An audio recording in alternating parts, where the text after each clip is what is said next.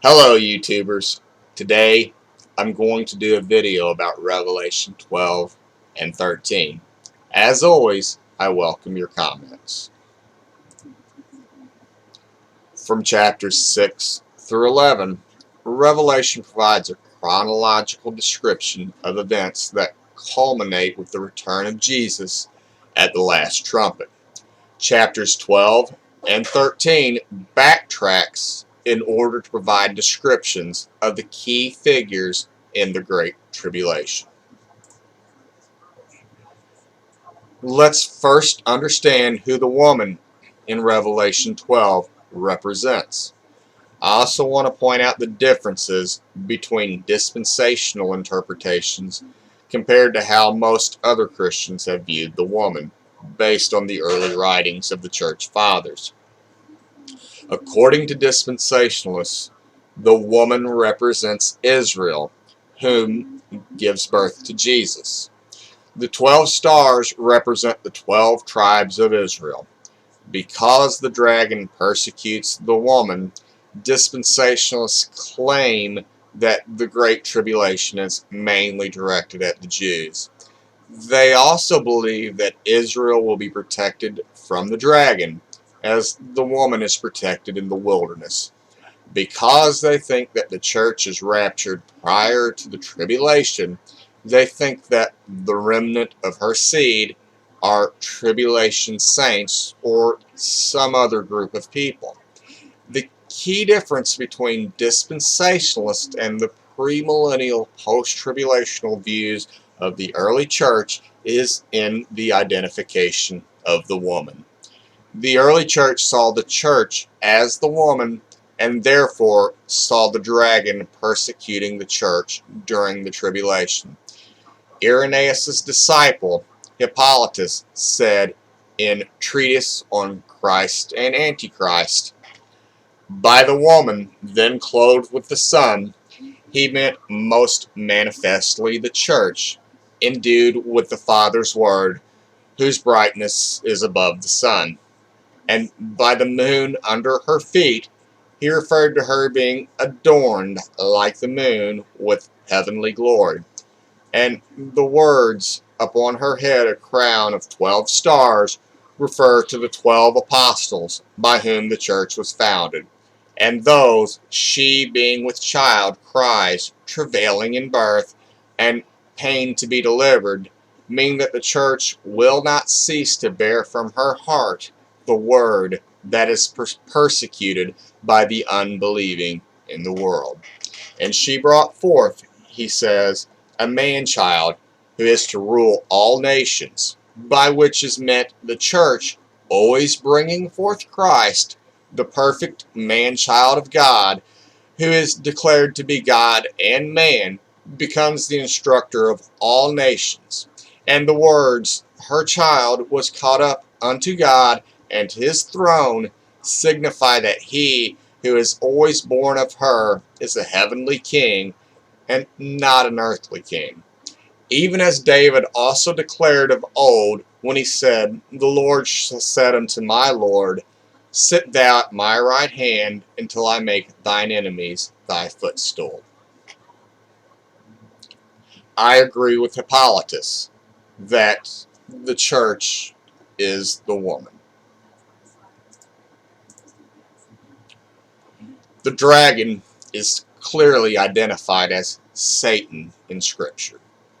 The Scriptures teach that Satan was in heaven accusing Christians, but then a war broke out in heaven. As a result, Satan becomes cast to earth and then persecutes the woman, again representing the church. Irenaeus' disciple Hippolytus also provides the interpretation for the woman being put to flight. She is put to flight in the wilderness, but protected for a time, half a time. Hippolytus teaches that this refers to the time which the Antichrist is to reign and persecute the church. Hippolytus states that the wings of the great eagle represent faith in Jesus Christ, and that his death on the cross is likened unto great eagle wings spread out. He also specifies that the passage is a reference to Malachi, which refers to Jesus as the Son of Righteousness with healing in his wings.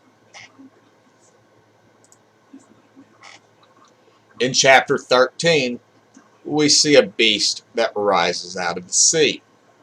The beast out of the sea refers to Daniel's fourth beast, found in Daniel 7, having the characteristics of the first three beasts before it, but also diverse from them. This beast also symbolizes a man, according to Revelation 17 and Daniel 7. This beast is the Antichrist and his kingdom.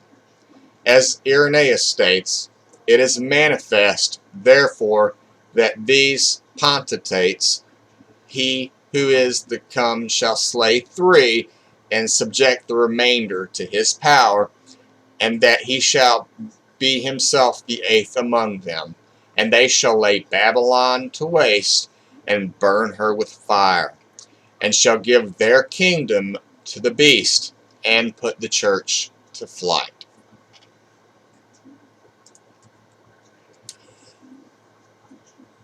The beast that comes out of the earth is the false prophet. While the appearance of the false prophet isn't described much, it does state that he has two horns like a lamb, but speaks like a dragon. This indicates that he will have the appearance of Christ or someone holy, but speaks blasphemous things. His purpose is to promote the authority of the first beast by setting up an image of the first beast and making humans worship it.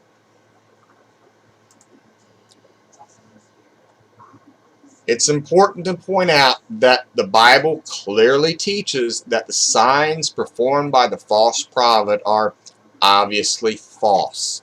This indicates that they aren't really supernatural events, but rather a product of human ingenuity and technology. For the first time in human history, these feats are actually almost technologically possible. The technology currently exists to prevent anyone from buying or selling unless they have a microchip put in them.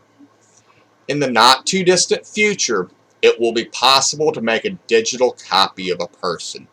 Imagine a digital copy of the Antichrist's brain being put into a robot.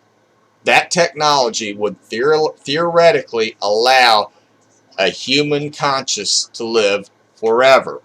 The Bible teaches that the Antichrist claims to be God. It's logical to assume that he will say, "Follow me, and I will give you immortality."